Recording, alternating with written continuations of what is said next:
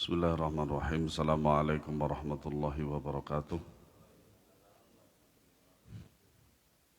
Innal hamdalillah nahmaduhu wa nasta'inuhu wa nastaghfiruh wa na'udzu billahi min shururi anfusina wa min sayyiati a'malina.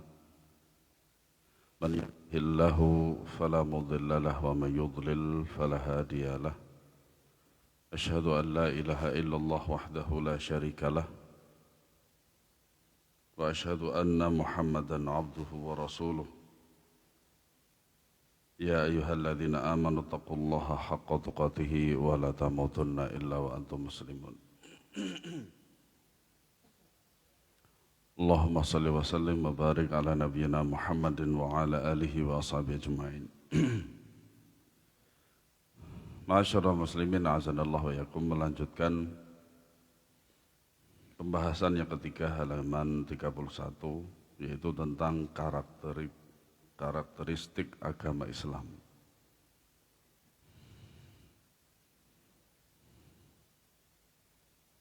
Pembahasan ini diambil oleh mu'allif penulis dari kitab At-Tariq ilal Islam, yang dikarang oleh Syekh Muhammad bin Ibrahim Al-Hamad.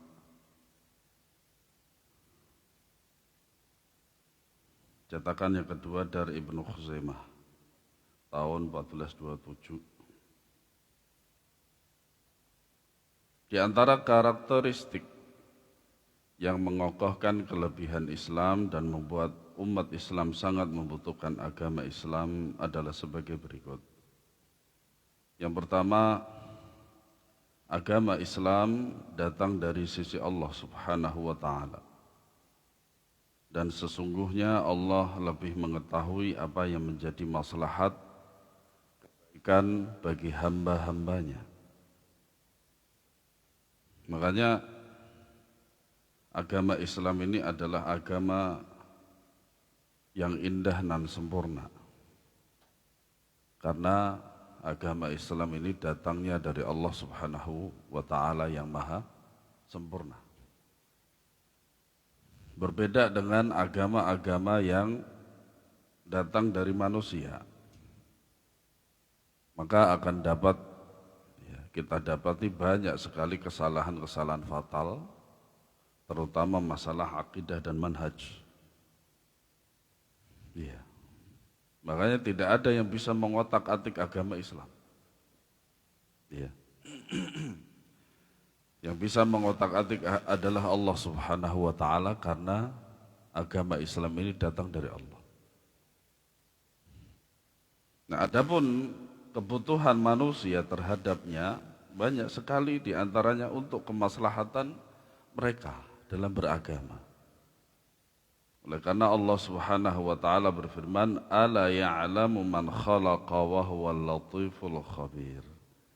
Apakah pantas Allah yang menciptakan itu tidak mengetahui, dan Dia maha halus, maha mengetahui. Surat Al-Mulk ayat 14. Kebutuhan manusia terhadap agama, terhadap ilmu syar'i, itu melebihi kebutuhan mereka terhadap makanan. Rasulullah SAW, suatu pagi beliau bertanya kepada Ummul Mukminin Aisyah radhiyallahu anha. Beliau bertanya, apakah ada makan pagi ini?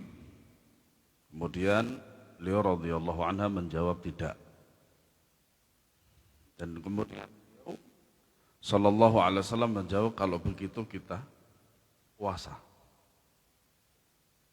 Artinya kadang makan dan minuman itu kita butuh dan tidak butuh. Terlebih lagi jikalau orang kalau sudah kena diabetes, yang namanya nasi putih itu tidak disyariatkan. Kenapa demikian? Karena membahayakan penyakitnya. Apalagi juga jikalau makannya itu melebihi kapasitas.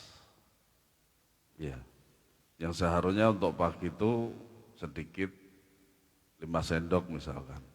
Siangnya 7 sendok, sorenya 3 sendok. Sampai disitulah ketentuan seorang makan. Karena dia sedang mendapatkan penyakit itu. Nah, berbeda dengan ilmu. Ilmu sampai kapan kita membutuhkan ilmu? Kata Imam Ahmad, minal mahbarah ilal maqbarah. Dari awal kita belajar ilmu syar'i ini dari kecil sampai kita mati. Ya, sampai kita mati. Itu menuntut ilmu syar'i ketentuannya sampai mati. Makanya tak sedikit ya, orang-orang yang sibuk dalam menuntut ilmu syar'i, Allah cabut nyawa mereka. Seperti itu. Nah, itu sebuah kematian yang indah sebenarnya.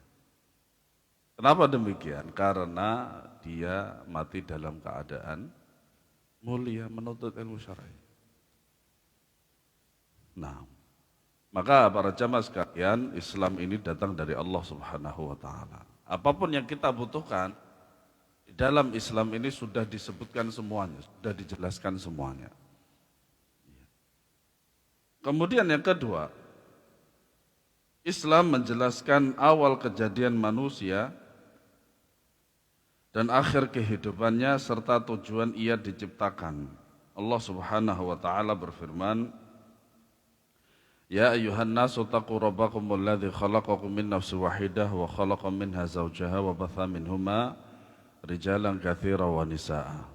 Wattaqullaha alladzi tasaaluna bihi wal arham innallaha kana 'alaikum raqiba. Wahai manusia, bertakwalah kepada Rabb-Mu yang telah menciptakan kamu dari diri yang satu, yaitu Nabi Adam. Dan Allah menciptakan pasangannya, yaitu Hawa. Dalam penulisan bahasa Arab, bukan Hawa ya, tapi Hawa. Ya. Ha, waw, alif, hamzah. Ini dalam bahasa Arab disebut dengan isim mamdudah. Isim mamdudah itu adalah isim yang diakhiri dengan hamzah, tapi didahului dengan alif. Ya, Hawa, bukan Hawa ya. Kalau Hawa itu hawa nafsu, angin. Ya, nah. Dan dari dirinya dan dari keduanya Allah memperkembangbiakan laki-laki dan perempuan yang banyak. Bertakwalah kepada Allah yang dengan namanya kamu saling meminta dan peliharalah hubungan kekeluargaan, sesungguhnya Allah selalu menjaga dan mengawasimu. Surat An-Nisa ayat 1. Nah, di dalam ayat ini Allah menjelaskan tentang bagaimana Allah Subhanahu wa taala ya, menjadikan atau menciptakan makhluk yang lain. Ya, dari Nabi Adam. Tapi ini secara umum. Penciptaan secara umum. Adapun penciptaan secara khusus ya, secara terperinci ada ayat yang lain. Allah Subhanahu wa taala berfirman, "Minha khalaqnakum wa fiha nu'idukum wa minha nukhrijukum taratan ukhra." Darinya tanah itu kami menciptakan kamu dan kepadanya lah kami akan mengembalikan kamu dan dari sanalah kami akan mengeluarkan kamu pada waktu yang lain. Surat Thaha ayat 55. Nah, ini tentang ya bagaimana seorang hamba itu diciptakan, bahannya apa, diantaranya adalah tanah. Ya, kemudian dihidupkanlah lagi untuk menerima hisab. Semoga Allah Subhanahu wa taala memudahkan dan meringankan hisab kita di akhirat. Amin ya rabbal alamin. Kemudian di antara tujuan diciptakannya adalah Allah Ta'ala berfirman surat ayat 56, wa ma khalaqtul jinna wal insa illa liya'budun. Dan tidak menciptakan jin dan aku tidak menciptakan jin dan manusia melainkan agar mereka beribadah kepadaku. Ya, ini adalah tujuan asal kenapa manusia dan jin itu Allah ciptakan, yaitu untuk menyembahku, yaitu menyembah Allah Subhanahu wa taala. Yang ketiga, Islam adalah agama fitrah. Islam tidak pernah bertentangan dengan fitrah dan akal manusia, sama sekali. Makanya di dalam kajian kristologi, sebenarnya orang-orang mereka itu tidak menemukan akan kecacatan daripada agama Islam. Yaitu tadi, poin pertama bahwasanya dia dari Allah.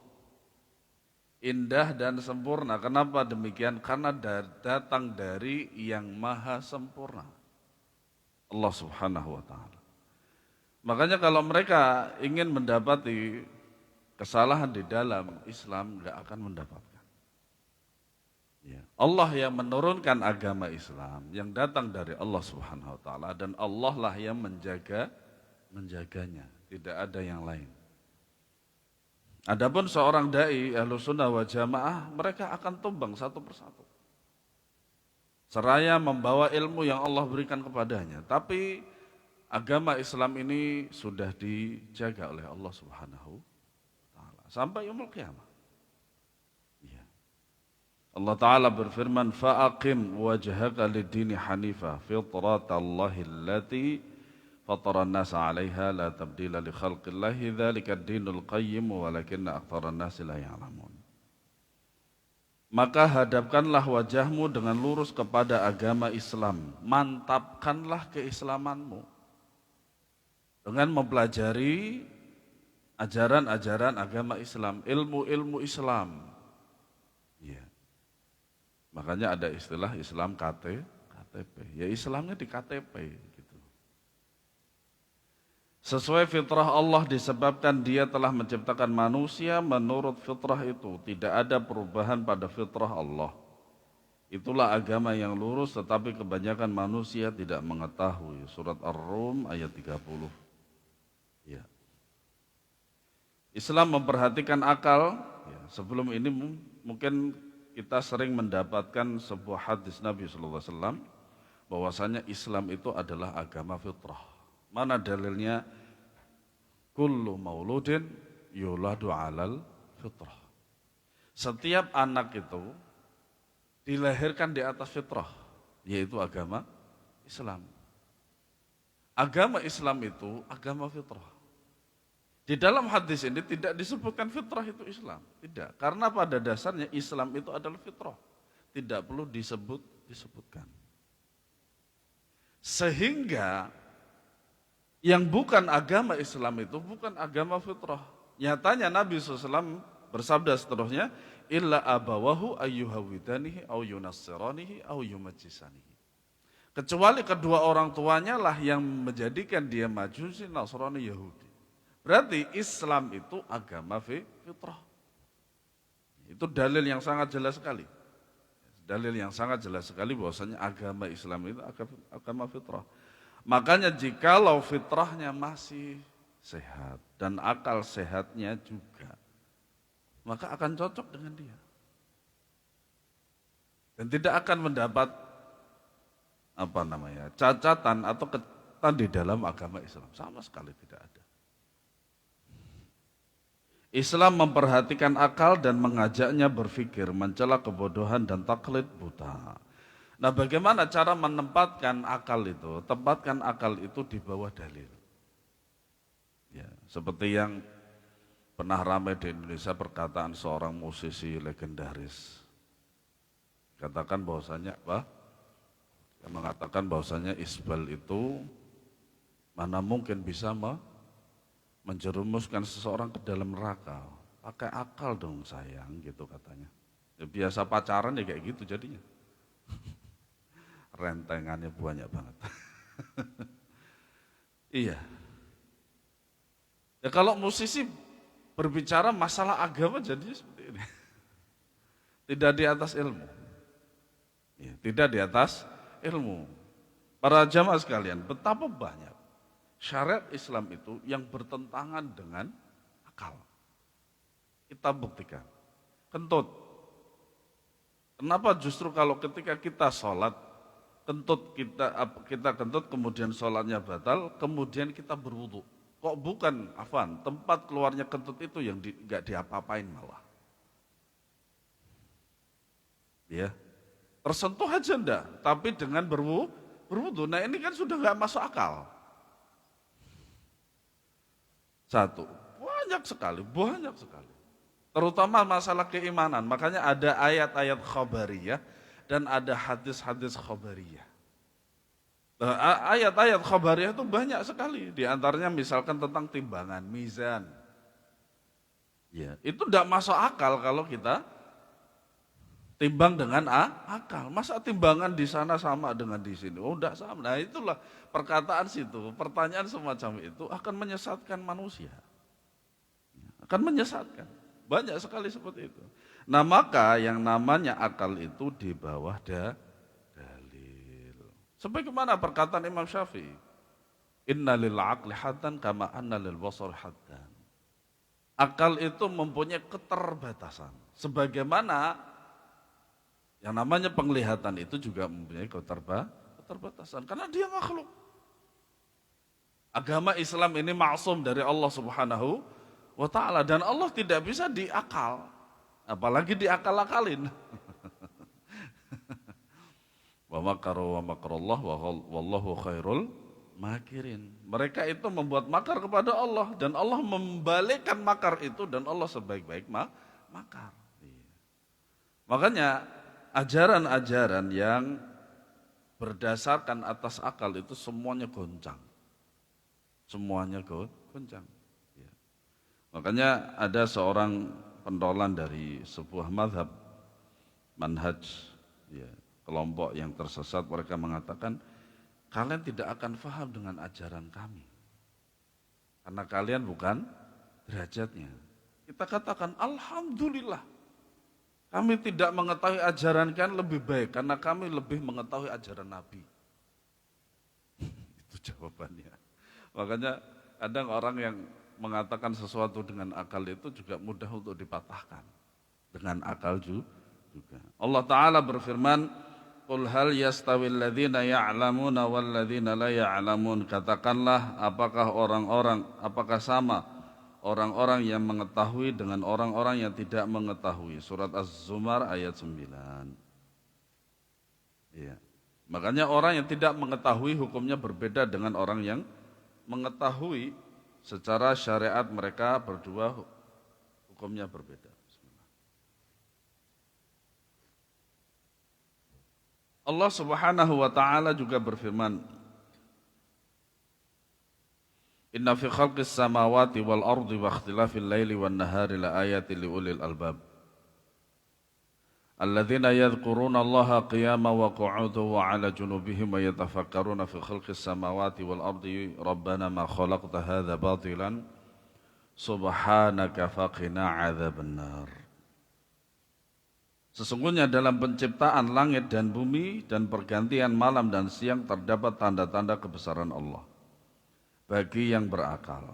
Makanya pergantian itu tidak bermanfaat bagi orang yang tidak berakal. Nah, bukan berarti orang yang tidak berakal nggak punya otak, ya enggak. Itu beda. Ya, tidak mau mentadaburi daripada pergantian ini penciptaan langit dan bumi. Ya, kemudian Allah menjelaskan, yaitu orang-orang yang mengingat Allah sambil berdiri, duduk, dalam keadaan berbaring. Nah, ini keadaan zikir. Zikir itu dalam keadaan hadas boleh. Ya, dalam keadaan hadas kecil atau hadas besar boleh. Tetapi kalau tempat tentu saja tidak boleh berzikir di WC dan seterusnya. Tetapi kalau dalam keadaan apapun kita boleh berzikir. Nah. Dan mereka memikirkan tentang penciptaan langit dan bumi seraya berkata, "Ya Rabb kami, tidaklah Engkau menciptakan semua ini dengan sia-sia. Maha suci Engkau, lindungilah kami dari azab neraka." Surat Ali Imran ayat 190-91. Makanya kita sangat terbantu sekali dengan seorang ilmuwan dari Turki yang kita kenal dengan Harun Yahya. Walaupun pada dasarnya setelah itu walayatubillah. Ya, itulah namanya hidayah. Ya, namanya hidayah. Jadi kita dapat, Masya Allah, luar biasa, penjelasan Harun Yahya itu tentang yang seperti ini sangat menakjubkan sekali. Ilmiah, sesuai dengan Al-Quran dan Sunnah. Ya. Walaupun di satu titik akidahnya tidak benar. Makanya pada ujung-ujungnya, saya lupa tahun berapa itu, di atas tahun 2010, yang akhirnya dia menciptakan sekte baru. Saya lupa nama sektenya apa. Jadi para pengikutnya itu para perempuan semua. Kita tahu kan bagaimana perempuan Eropa, ya, dan itu semuanya dijadiin satu warna, satu warna. Jadi mereka harus berpakaian seksi, kemudian rambutnya semuanya warnanya kuning, dan afan, payudaranya harus besar-besar semuanya, pokoknya semuanya. Gitu. Akhirnya dia ditangkap oleh pemerintah Turki karena menciptakan sekte baru yang sesat menyesatkan seperti itu. Nah itulah hidayah para jamaah sekalian. Hidayah itu di tangan Allah Subhanahu wa ta'ala. Maka kita jangan merasa aman sampai kita mempertahankan itu sampai mati. Nah, tapi sangat menakjubkan sekali. Saya itu hampir habis itu membaca keterangan Harun Yahya itu tentang seperti ini, luar biasa. Ya. Karena kita belum mendapati ulama salafi seperti menjelaskan seperti ini, hanya secara umum saja, kemudian mereka mengatakan ini hikmahnya. Nah, juga firman-Nya di dalam surat Al-Isra ayat 36. Wala taqfu ma laysa laka bihi ilmun innas sam'a wal basara wal fuada kullu ulaika kana anhu mas'ula. Dan janganlah kamu mengikuti sesuatu yang tidak kamu ketahui. Makanya Syekh Utsaimin rahimahullah di dalam banyak pertanyaan di dalam majelis ilmu beliau itu sering sekali beliau mengatakan wallahu a'lam. Wallahu a'lam, la adri, saya tidak tahu, silakan tanyakan kepada Lajnah Daimah, silakan tanya kepada Syekh bin Baz dan seterusnya. Itu. Makanya kita kalau tidak tahu atau ragu-ragu, ya jangan ragu-ragu, katakan saya tidak tahu. Makanya para ulama mengatakan qaulu la adri nisful ilm. Perkataan saya tidak tahu itu setengah ilmu. Iya, setengah ilmu.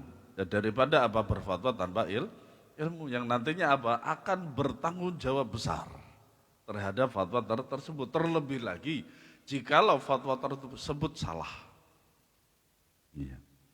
Karena pendengaran, penglihatan dan hati nurani semua itu akan diminta pertanggungjawabannya.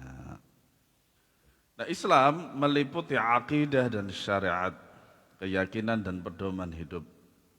Islam telah sempurna dalam akidah, ajaran syariatnya dan seluruh aspek kehidupan.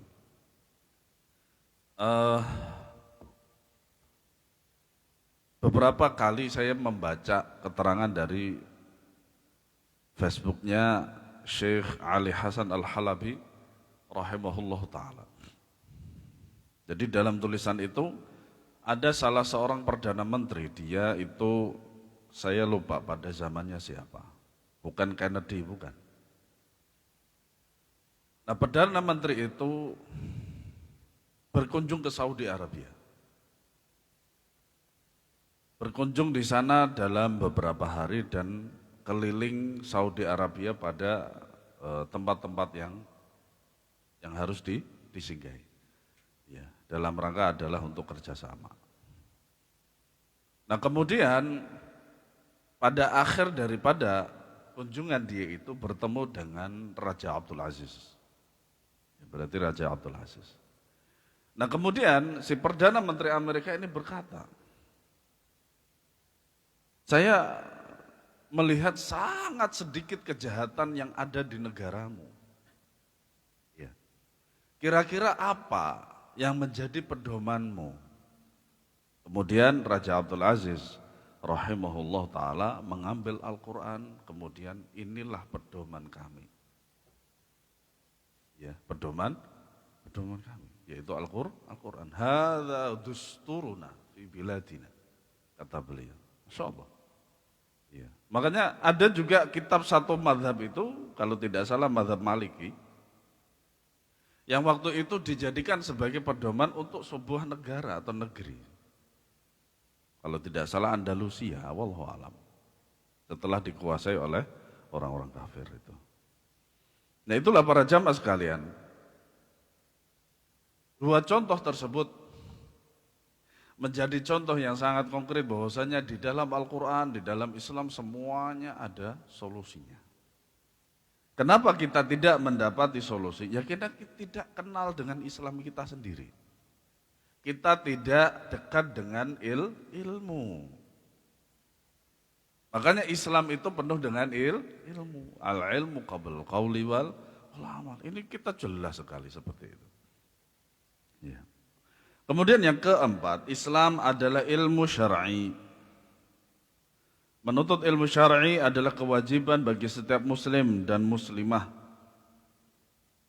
Ilmu mengangkat derajat orang-orang yang memiliki dan mengamalkannya ke derajat yang paling tinggi. Allah Ta'ala berfirman, Yarfa'illahu alladhina amanu minkum walladhina utul ilma darajat. Niscaya Allah akan mengangkat derajat orang-orang yang beriman di antara kamu dan orang-orang yang berilmu beberapa derajat. Nah, di sini ada dua golongan yang diangkat derajatnya. Yang pertama adalah alladzina amanu minkum, yaitu orang-orang yang beriman. Para jamaah sekalian, jangan bandingkan orang-orang yang beriman dengan orang-orang munafikun. Ya. Makanya biasanya untuk tahun-tahun ini saya nggak mendengar itu. Biasanya tahun-tahun politik mendengarkan apa? Orang kafir yang tidak korupsi lebih baik daripada orang muslim yang korupsi. Ini perkataan bodoh. Iya. Antara keimanan itu kadang tidak bisa disamakan dengan harta. Tidak bisa kok orang itu membeli iman, itu tidak bisa. Tapi iman itu dari Allah Subhanahu wa Ta'ala. Dan itu adalah hadiah terindah untuk seorang hamba. Betapa banyak orang yang keadaannya seakan-akan dia itu tenang. Loh, kita kalau melihat di Amerika, para jamaah sekalian, seakan-akan tenang-tenang toh. Loh, antum belum tahu. Di sana itu di Philadelphia itu, makanya dikenal dengan Cities of Zombies. Jadi 90% itu di situ peredaran narkoba itu ahlan wa sahlan welcome. Orang-orang yang mirip zombie. Ya, ini untuk kesekian kalinya saya sampaikan itu. Iya. Ya seperti tadi yang dikatakan oleh Perdana Menteri Amerika itu tadi, yang dia melihat betapa indahnya Islam gitu. Negara yang berhukum dengan hukum Islam itu sangat aman, adem, ayem. Kegoncangan di dalam hati karena akidah itu lebih buruk daripada goncangan secara zahir. Makanya ada orang mengatakan, kenapa di negara-negara Islam itu justru gonjang-ganjing? Itu adalah sebuah cobaan dari Allah yang secara zahir saja. Berbeda dengan orang yang dicoba dengan batin mereka. Gitu. Nah inilah Islam. Allah Subhanahu wa Ta'ala ya di dalam ayat ini mengangkat dua derajat, dua golongan. Yang pertama orang yang beriman, yang kedua adalah orang-orang berilmu. Apalagi beriman pada Allah dan berilmu. Masya Allah.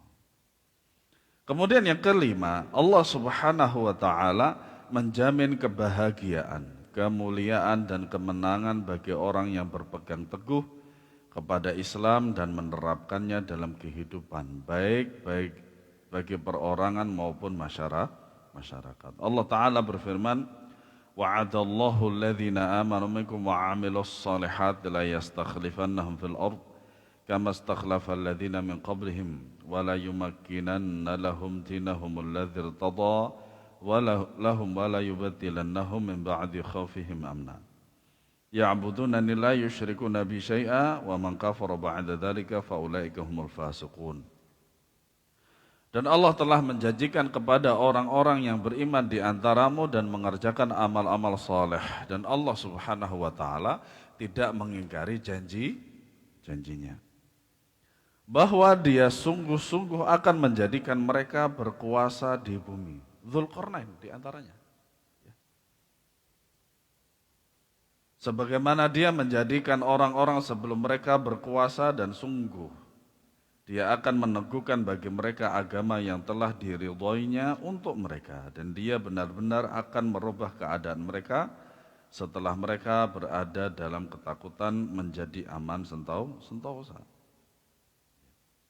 Mereka tetap beribadah kepadaku dengan tidak mempersekutukan aku dengan sesuatu. Dan barang siapa yang tetap kafir sesudah janji itu, maka mereka itulah orang-orang yang fasik. Surat An-Nur ayat 55. Ya. Makanya Umar ibn al-Khattab radhiyallahu anhu mengatakan bahwasanya kami dulu sebelum datangnya Islam itu berada dalam kehinaan, kerendahan dan seterusnya. Kemudian datanglah Islam, maka Allah memuliakan kami. Umar yang dulunya kafir, kemudian dia mendapatkan hidayah Islam. Dan beliau merasa bahagia dengan hidayah tersebut. Yang sebelumnya beliau berada di dalam keburukan yang betul-betul buruk, kehinaan yang betul-betul hina. Yang kemudian Allah Subhanahu wa taala memuliakan beliau dengan adanya Islam. Makanya kemudian beliau mengatakan kami tidak akan mencari kemuliaan di luar Islam. Ya, kemuliaan di luar Islam. Yang keenam, dalam agama Islam terdapat penyelesaian bagi segala problematika karena syariat dan dasar-dasar ajarannya mencakup segala hukum bagi segala peristiwa yang tak terbatas. Ya, semuanya ada solusinya di dalam Islam, di dalam Al-Quran dan Sunnah Nabi Shallallahu Alaihi Wasallam. Entah itu penyelesaiannya secara hukumnya secara umum atau secara terperinci. Kemudian yang ketujuh, syariat Islam adalah syariat yang paling bijak dalam mengatur semua bangsa. Paling tepat dalam memberikan solusi dari setiap masalah, memperhatikan kemaslahatan dan sangat memperhatikan hak-hak manusia. Yang kedelapan, Islam agama adalah agama yang fleksibel, tetapi bukan berarti berubah. Ya. Cocok untuk semua tempat, zaman, bangsa, dan berbagai macam situasi. Tapi bukan berarti Islamnya itulah yang berubah. Tidak, dia justru merubah. Betapa banyak orang-orang yang dahulunya sebelum Islam itu rusak dan lain sebagainya. Kemudian dia mendapatkan hidayah Islam, belajar Islam, jadilah yang terbaik. Artinya berpegang kepada Islam akan memberikan maslahat atau manfaat bagi umat di setiap masa dan tempat. Bukan berarti Islam tunduk mengikuti kemauan manusia, ya karena dia dari Allah. Tidak mungkin Islam itu mengikuti kemauan manusia, sementara itu dari Allah. Kalau begitu nanti Allah mengikuti manusia, waliyadzubillah. Oleh karena itu dunia tidak akan menjadi baik melainkan dengan agama Islam. Ya, kita mendapatkan contoh konkret itu adalah ketika Islam berkuasa. Semuanya tenang. Berbeda ketika orang kafir itu berkuasa. Paling tidak aman adalah Islam. Paling tidak aman adalah bagi umat Islam. Kenapa demikian? Karena bagi orang kafir batu sandungan terberat dan terhebat adalah Islam. Ya, makanya Nabi SAW bersabda, Al-Islamu ya'lu wa la yu'la alaih. Islam itu sudah tinggi dan tidak ada yang menyaingi ketinggiannya. Sehingga dengan demikian banyak sekali orang-orang kafir itu sangat iri terhadap Islam. Mencoba untuk menumbangkan Islam, tetapi karena Islam itu dari Allah dan Allah yang menjaga, mereka tidak akan pernah mampu. Oleh karenanya semakin modern zaman dan semakin majunya bangsa, selalu muncul bukti baru yang menunjukkan keabsahan Islam dan ketinggian nilainya. Di antaranya yang akhir-akhir ini seperti apa? Seperti sabda Nabi SAW bahwasanya di dalam lalat itu salah satu Sayapnya ada racun dan salah satunya ada penawarnya. Dan itu terbukti di Indonesia. Iya. Nah, yang kesembilan, Islam adalah agama cinta, kebersamaan, persahabatan dan kasih sayang sesama mukminin. Allah Subhanahu wa taala berfirman, "Innamal mu'minuna ikhwah fa aslihu baina akhwaikum wattaqullaha la'allakum turhamun." Sesungguhnya orang-orang mukmin bersaudara. Saya dan antum ini bersaudara secara agama, walaupun tidak secara nasab. Nasab secara terperinci ya, bukan nasab secara Nabi Adam. Iya, kita satu nasab dengan Nabi Adam. Nah, fa aslihu baina akhwaikum, damaikanlah antara kedua saudaramu yang berselisih. Makanya orang yang beriman itu paling cepat untuk memperbaiki diri. Nah, kalau ada orang yang sulit untuk didamaikan dalam masalah seperti ini, berarti dia masih fasik. Fasik. Ya. Dan bertakwalah kepada Allah supaya kamu mendapat rahmat. Surat Al-Hujurat ayat 10. Nabi Muhammad SAW bersabda, "Mathalul mu'minina fi tawaddihim wa tarahumihim wa ta'atufihim mathalul jasadi. Idza ishtaka minhu 'udwan tada'a lahu sa'irul jasadi bis-sahari wal humma." Perumpamaan kaum mukminin dalam sikap cinta mencintai, sayang menyayangi dan menaruh rasa simpati seperti satu tubuh. Jika salah satu anggota tubuhnya sakit, maka seluruh anggota tubuhnya yang lainnya ikut merasakan sakit juga dengan tidak bisa tidur dan demam. Hadis sahih riwayat Bukhari, Muslim dan Ahmad dari Nu'man bin Bashir. Nah, hadisnya sangat jelas sekali. Kemudian juga sabda Nabi SAW, "Ar-rahimuna yarhamuhumur rahmanu tabaraka wa ta'ala. Irhamu man fil ardi yarhamkum man fis sama." Orang-orang yang saling sayang menyayangi akan dikasihi oleh Allah yang maha pengasih, maha perkasa lagi maha tinggi. Maka sayangilah orang yang ada di muka bumi, niscaya kalian disayangi oleh Allah yang ada di langit. Ini sebab akibat para jamaah sekalian. Ya, sebabnya kita merahmati yang ada di bumi, makanya akibatnya kita akan disayangi oleh Allah Subhanahu wa taala. Yang ke-10, Islam adalah agama kesungguhan, keseriusan dan amal. Nabi SAW bersabda, "Al-mu'minul qawiyyu khairun wa ahabbu ilallahi minal mu'minid dha'if wa fi kullin khairun. Ihris ala ma yanfaq wasta'in billahi wa la ta'jaz wa in asabaka syai'un fala taqul law anni fa'altu kana kadza wa kadza walakin qul qaddarallahu wa ma syaa fa'al fa inna law taftahu 'amal asy-syaitan." Mukmin yang kuat lebih baik dan lebih dicintai Allah daripada mukmin yang lemah dalam segala sesuatu. Di antaranya iman. Iman yang kuat lebih dicintai Allah daripada iman yang lemah. Ya. Kemudian juga perjuangannya dalam memperjuangkan Islam dan sunnah. Ya, itu berbeda. Dan pada keduanya ada kebaikan. Sahih, di keduanya ada kebaikan bagi masing-masing mereka. Bersungguh-sungguhlah dalam menuntut sesuatu yang bermanfaat bagimu, terutama tentang ajaran agama Islam, menuntut ilmu syar'i. Maka kita harus betul-betul sungguh-sungguh supaya betul-betul mendapatkan buah dari ilmu. Dan mohonlah pertolongan kepada Allah dalam segala urusanmu, serta janganlah sekali-kali engkau merasa lemah. Selama masih ada Allah, semuanya baik-baik saja. Ya. Kuatkan diri kita dengan Allah. Ya, bukan berarti kita meyakini zat Allah ada di kita, enggak, itu salah. Saya dulu pernah berpemahaman seperti ini, pernah berakidah seperti ini.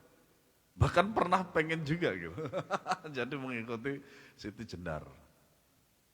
Nah, tapi setelah Mengana sunnah, alhamdulillah Allah membuang jauh-jauh akidah sampah seperti ini. Ya Allah menyelamatkan saya. Nah, apabila engkau tertimpa musibah, maka janganlah engkau mengatakan seandainya aku berbuat demikian tentu tidak akan begini dan begitu. Tetapi katakanlah ini telah ditakdirkan Allah dan Allah berbuat apa yang Dia kehendaki. Karena ucapan seandainya akan membuka pintu perbuatan syaitan. Hadis riwayat Muslim dari sahabat Abu Hurairah. Makanya segala sesuatu apa yang terjadi yang tidak membuat kita enak berupa takdir yang buruk, ya. Ada dua lafaz perkataan yang bisa kita lafadzkan, ucapkan. Pertama, innalillahi wa inna ilaihi rajiun. Yang kedua, qaddarallahu wa ma syafa'al. Ada dua lafaz qaddarallah dengan fi'il atau qadarullahi itu dengan isim. Nah, yang ke-11, Islam adalah agama yang sangat jauh dari kontradiksi. Allah Ta'ala berfirman, afala yatadabbaruna al-Qur'an walau kana min 'indi ghairillahi lawajadu fihi ikhtilafan katsira. Maka apakah mereka tidak menghayati mendalami Al-Quran? Kalau kiranya Al-Quran itu bukan dari sisi Allah, pastilah mereka menemukan pertentangan yang banyak di dalamnya. Saya jadi teringat sebuah video debat Zakir Naik. Jadi ada seorang profesor bertanya di dalam majelisnya dia telah mendapatkan 20 kesalahan gramatikal atau grammar di dalam Al-Quran. Contoh,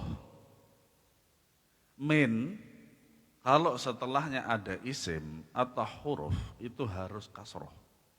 Makanya ada salah satu majelis bahasa Arab saya itu ada bapak-bapak kita sebut dengan Abul Kasroh. Karena selalu jawabannya kasroh walaupun salah. Gitu. Oh ya Abul Kasroh.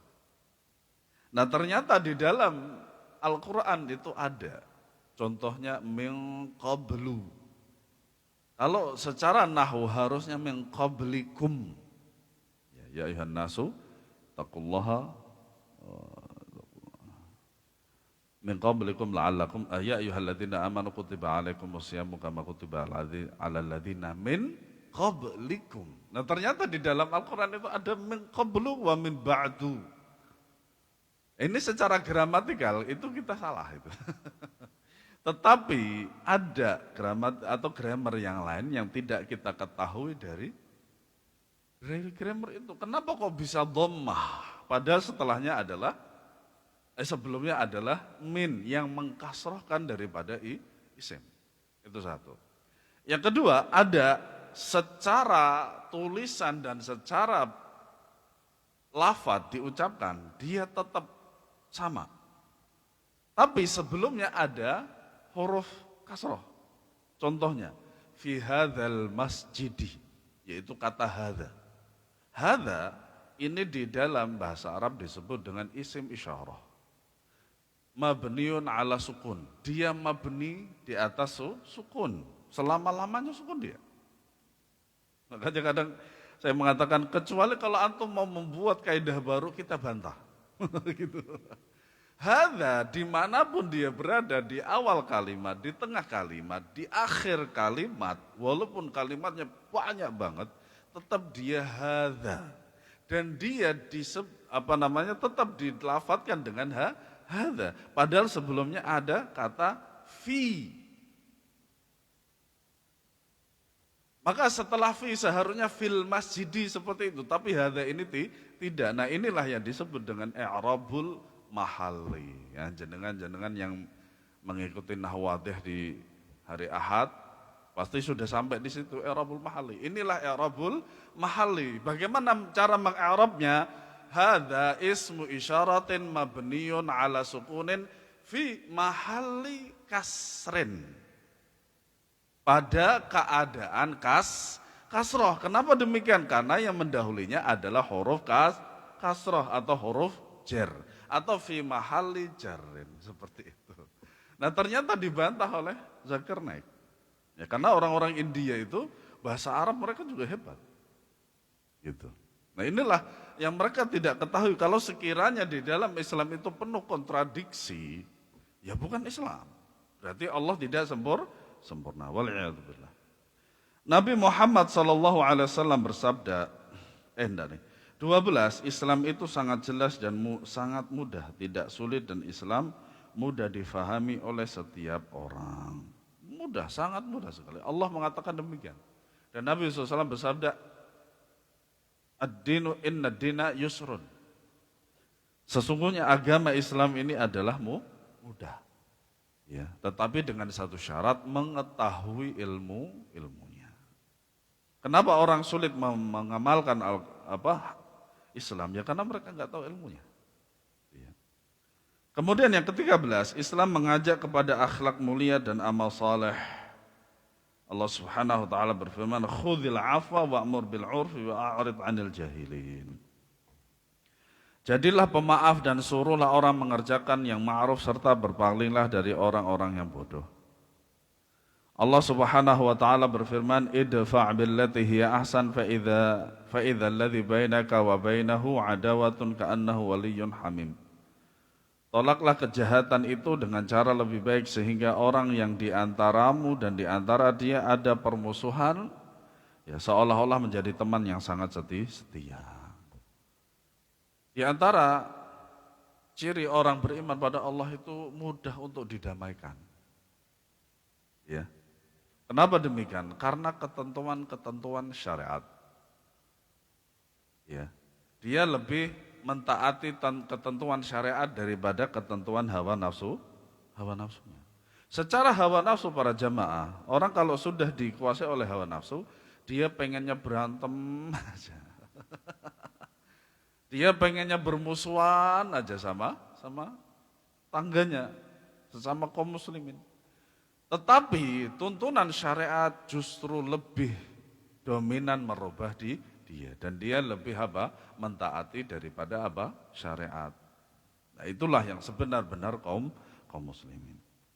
Yang ke-14, Islam memelihara kesehatan. Ya, semoga Allah Subhanahu wa taala ya menyehatkan kita selalu.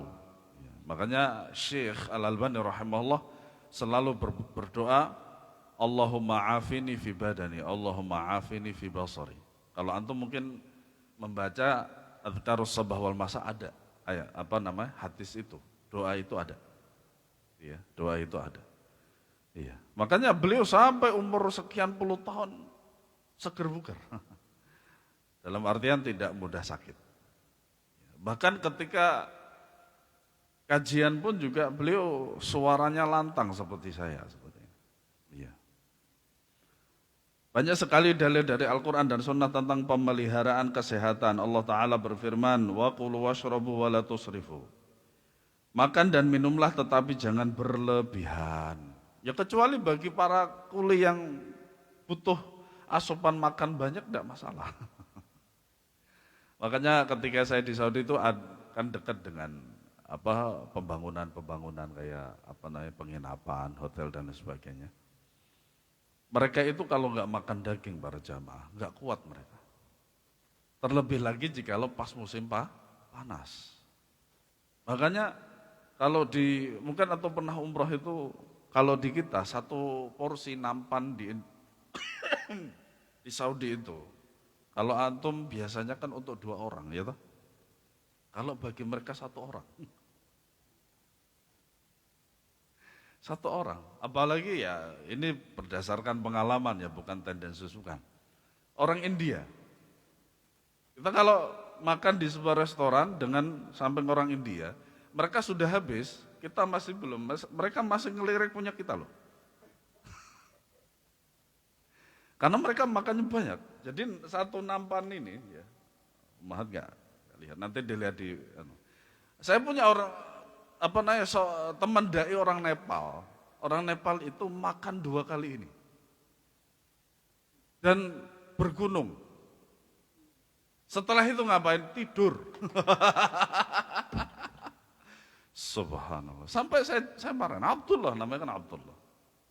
Gak boleh, kamu harus duduk dulu setelah makan. Apalagi makannya banyak. Makanya kadang ada 2 hal yang bisa merusak kesehatan. Pertama makan,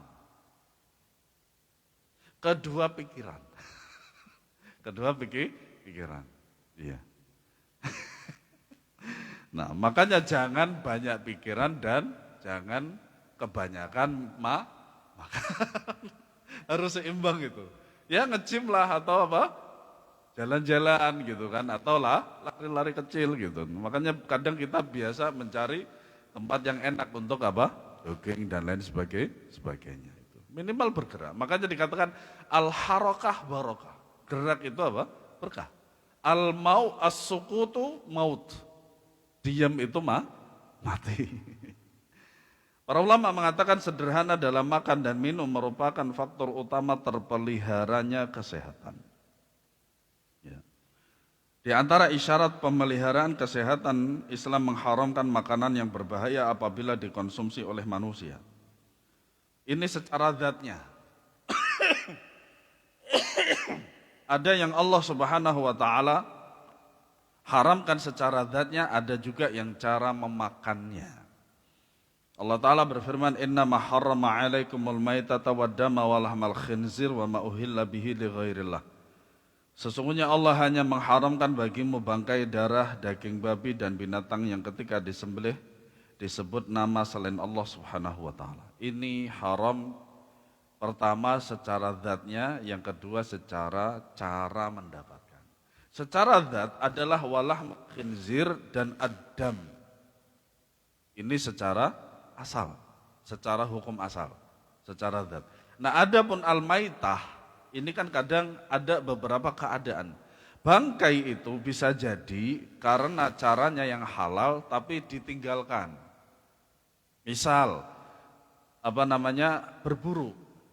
Sebelum berburu, kedapatan sebuah binatang, kemudian bismillah dipanah atau ditembak.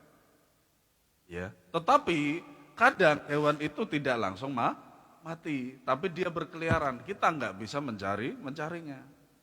Nah, ketika kita dapati ternyata sudah mati, tapi setelah beberapa hari sudah jadi bangkai. Nah, disitulah nggak boleh dimakan, karena sudah jadi bangkai. Kalau sebelum jadi bangkai itu kita bisa selamatkan, kemudian kita sembelih, itu halal.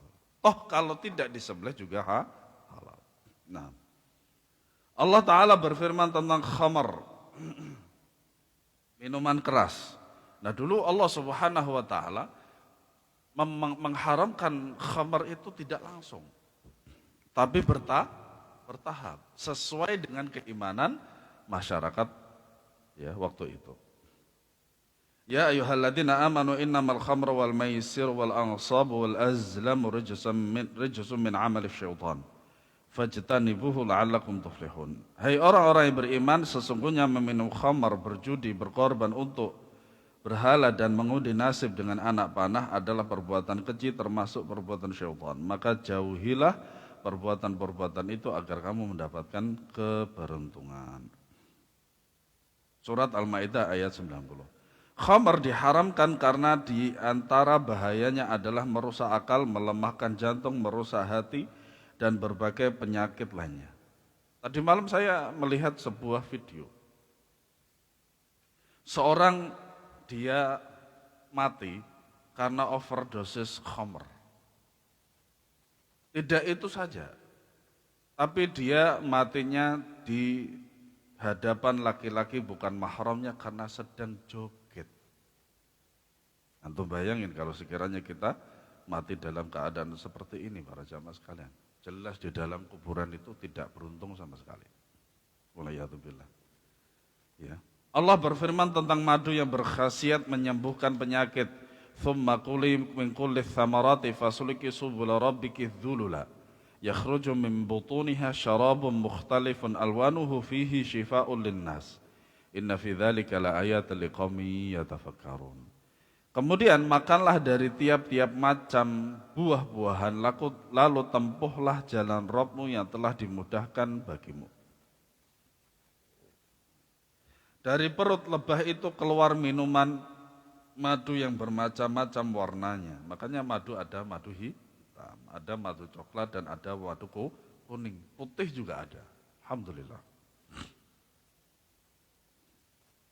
Di dalamnya terdapat obat yang menyembuhkan bagi manusia. Makanya di antara salah satu bentuk pengobatan itu minum madu.